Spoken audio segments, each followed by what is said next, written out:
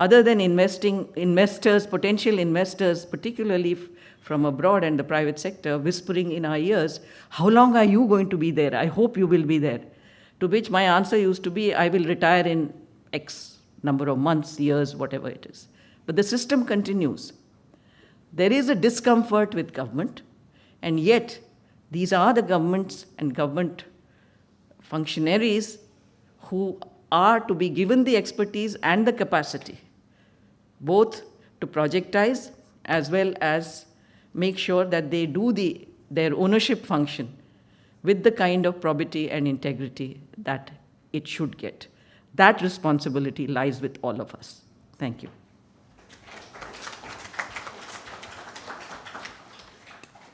Thank you very much, Mrs. Kuller. You, I think, did us a signal service in providing a broader framework for the discussion and brought in, fundamental issues with respect to that.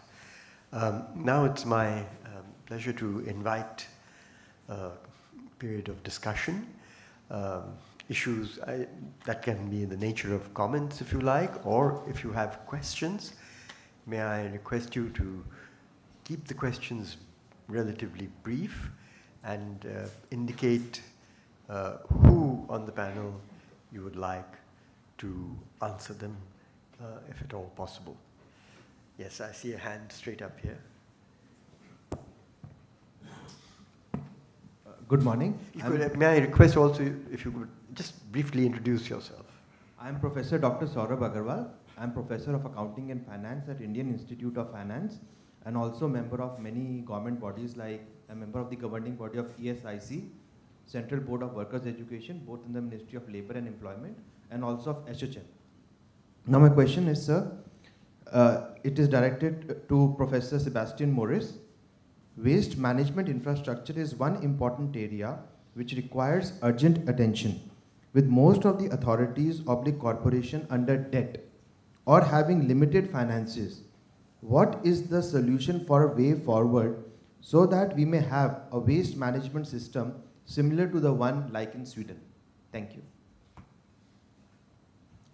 Well, thank you very much for fulfilling all my requirements. Yes, sir.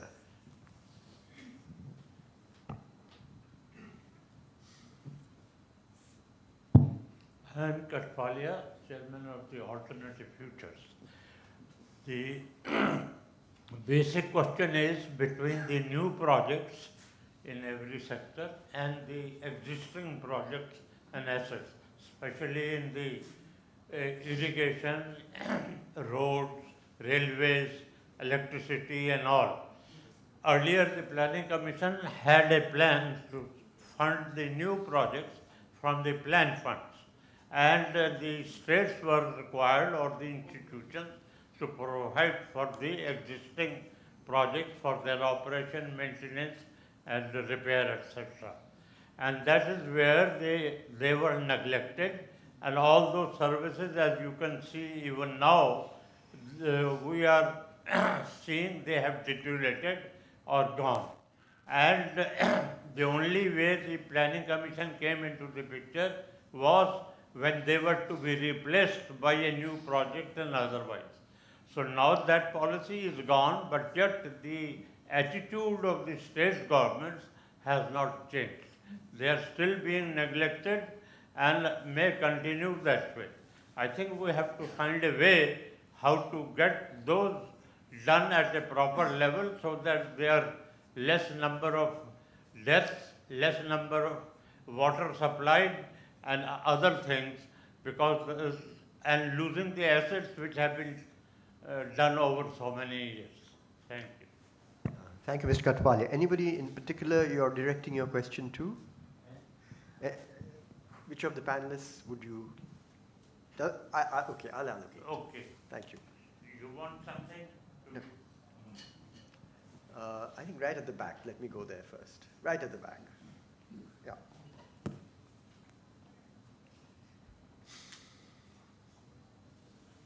Good morning. Mahendra Pal from Delhi University teaches economics. I think I heard the last lectures Madam delivered I think it's really very fantastic, the lecture she has delivered. She has talked about the deteriorating conditions of this economic infrastructure in India, about the maintenance and other things. This is really good.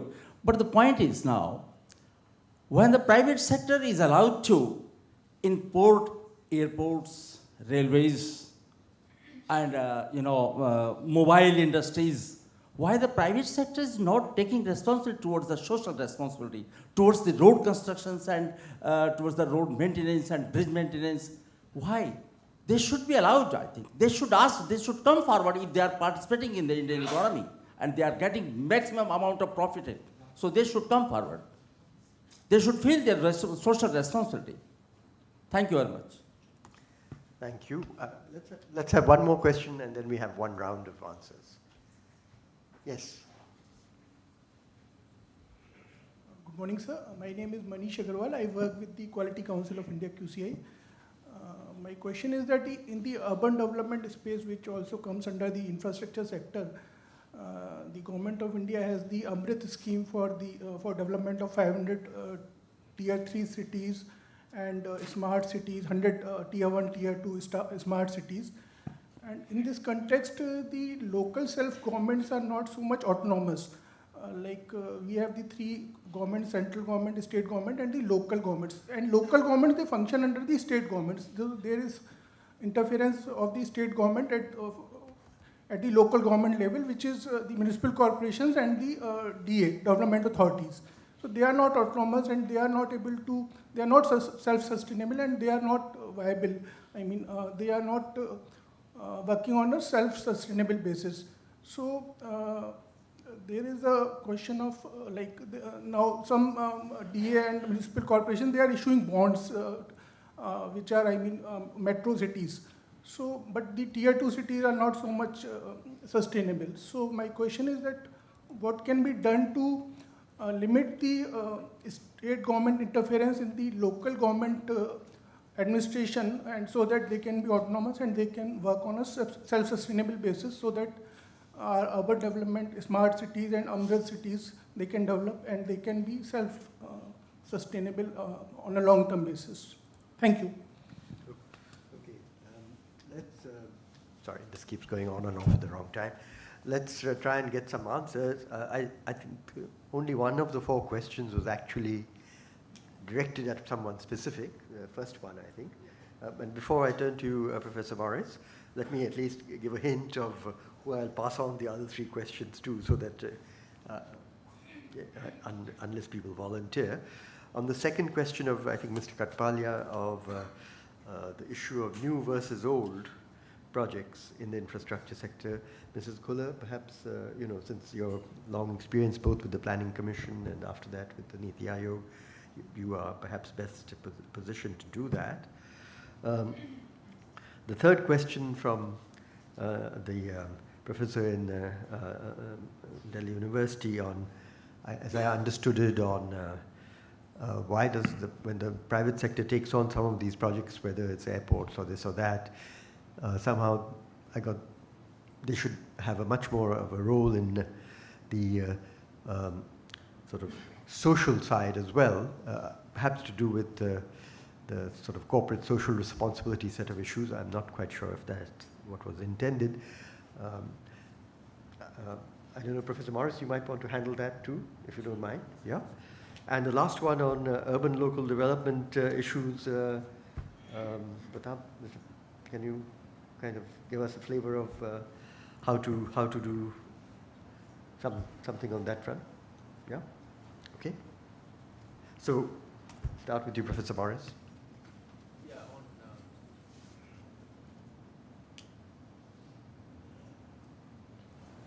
Yeah, on waste management, it's quite obvious that barring maybe a few cities in a few places, the only way we manage waste is by dumping it somewhere, and then it either slowly dries up or rots, and and that is handled. And there are mountains and mountains. In fact, the mountain in Ahmedabad is huge, Pirana, and the mountains in Bombay kind of exude things. So the question is quite apt, but I'll simply put it in the following way, that there is very little realization that subsidies are due in these sort of areas in a very significant way. Because if I consume solid waste services, water, sewerage, but the poor don't, and they do it on the road because of inadequate provision, I suffer. So in such areas, the subsidy gets kind of doubly justified.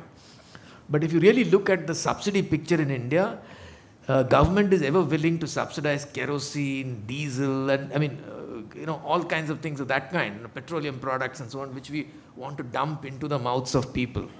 So subsidy where it's due, it's not going. The second problem is that the access costs, even when there is subsidy, are wrongly done.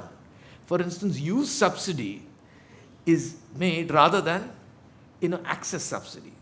Okay, so that's the second problem. The third, I think, is very, very significant. I don't think we'll ever have a convergence unless we change the rules under the 74th Amendment. Okay. See, the point is, you can have a bureaucracy-driven local government or local management where you can point a finger, where citizens can point a finger and say, okay, this commissioner is responsible, he's not doing it. Hopefully, there would be some embedding of responsibility afterwards. Or you need to point at the mayor and say, look, he's responsible and he must deliver. Now, the way we have written the rules is such that there is a complete displacement of the responsibility to the primary task. Okay, so it's a design which is guaranteed to fail, and hence I would not be surprised that if we finance more the municipalities, they'll only mess up even more. So earlier it was thought that municipalities did not have the financing, but once they had the finances and so on, it was realized that they need capability. Now I don't think capability is really the issue. Because small municipalities can buy that capability, not necessarily from some designated agencies. They can be free to buy it. The point is, they just are not designed to serve the people. They are designed to adhere to process. Okay, so that's so very obvious. Now, in other democracies, when mayors, for instance, come in, they can come with their own staff and fire the seniors and get their own people, and therefore they are highly accountable. Or bureaucrats are in charge and they are accountable. So here, if I am a mayor, I can get nothing done because nobody is under me. So you have designed a managerial system where there is no accountability.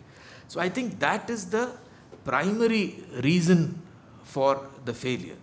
Then, of course, you could have, even in this situation, delivered through PPPs. Okay? Because if there is some civil servant at the top who understands this and who wants to privatize, let's say, solid waste management, if he got the framework right, he could have done it. Okay? Unfortunately, there is yet to be a proper framework for solid waste management. We are too confused. We want to mess around and bring in environment as a most important factor there, and many other things out there. First, get a clean environment, then go on to the environment.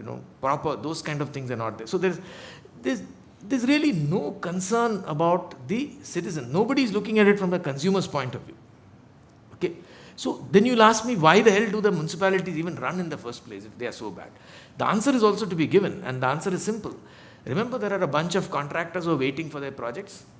So they don't care whether public value or social value is not slaughtered. In fact, it gets slaughtered in most of the municipal constructions. But the point is, they get their cake out of it through the contracts. So that is what drives, the system. Okay? Nothing else. There is nobody committed to public value or social value. You can't be. If a civil servant commits himself, he is dooming his career. Okay? So it's a very harsh, very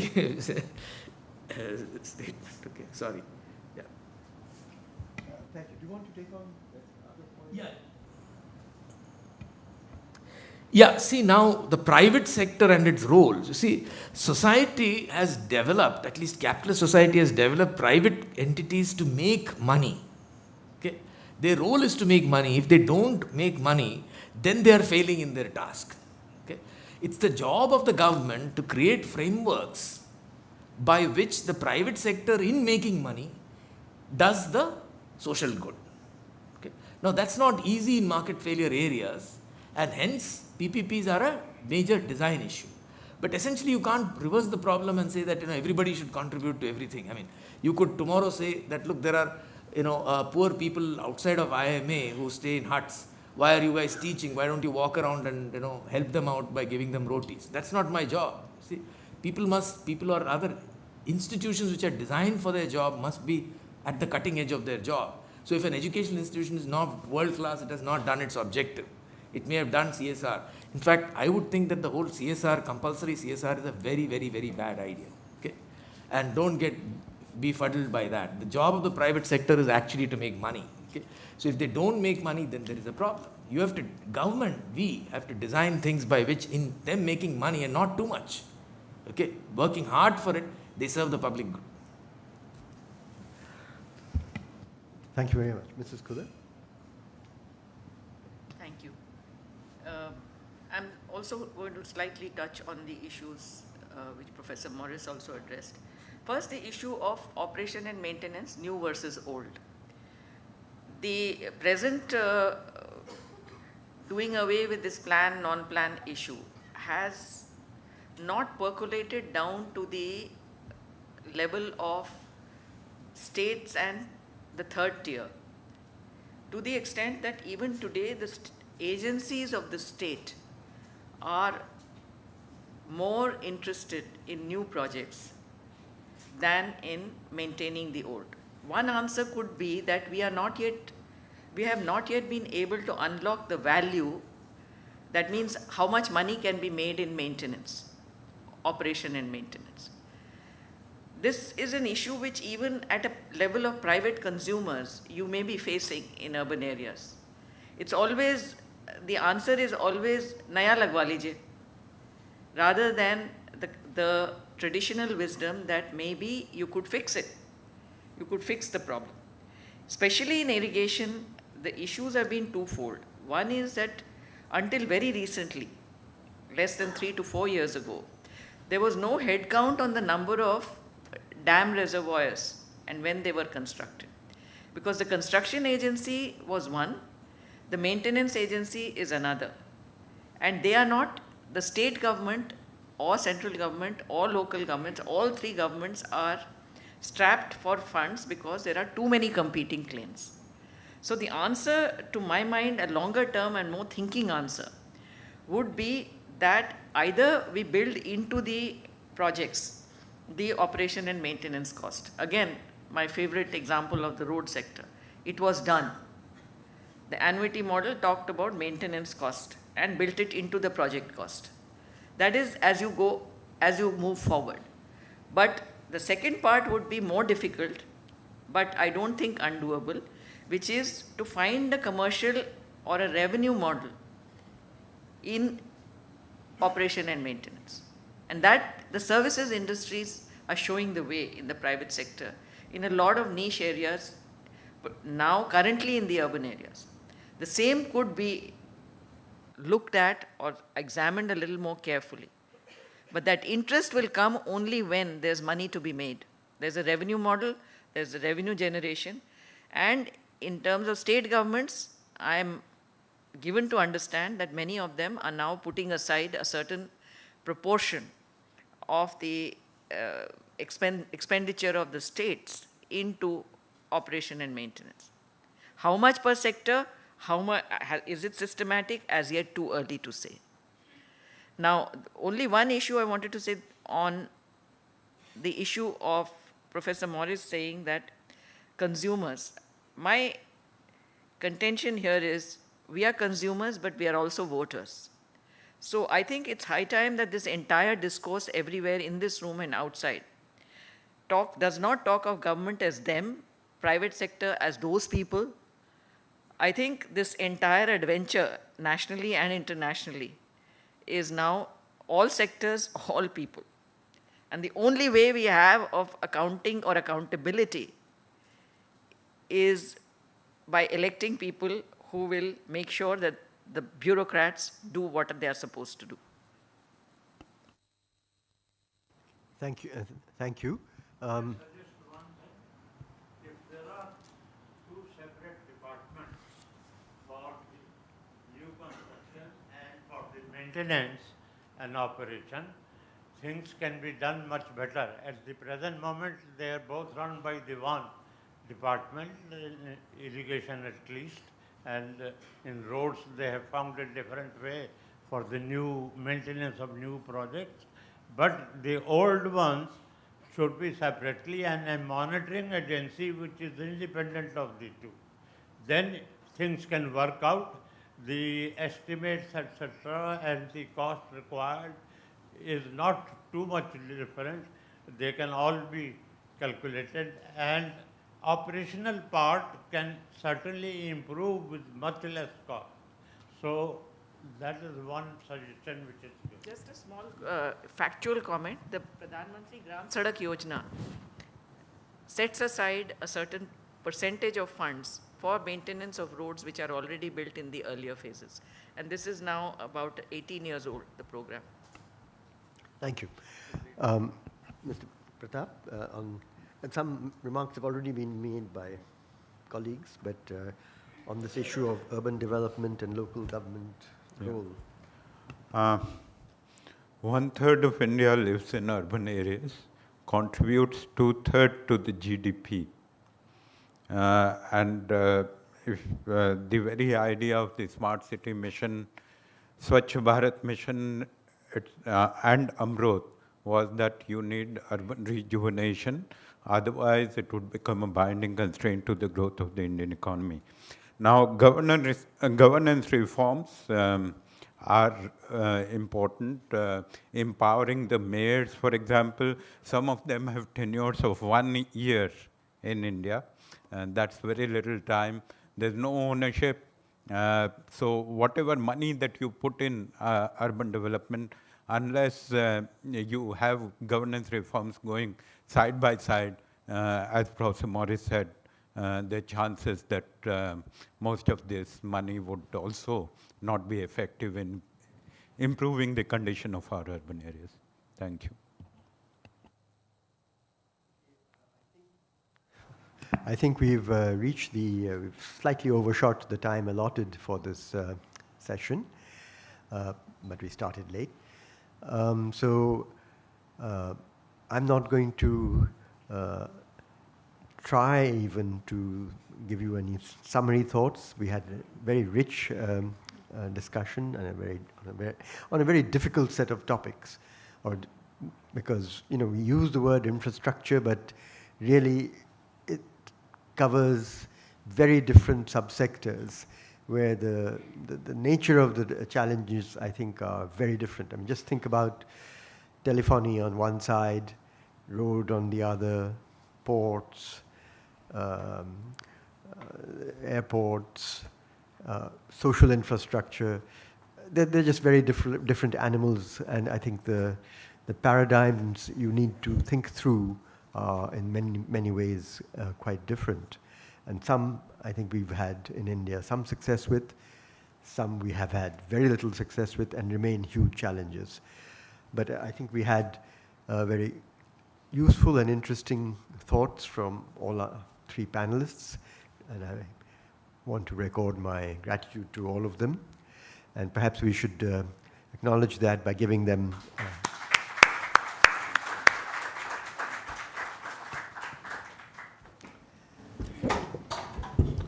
Thank you, Chair. Thank you, panelists, for an excellent session. We're breaking for tea now, and we'll resume at 11:15 for another interesting session, which is on sustainable food future. Thank you.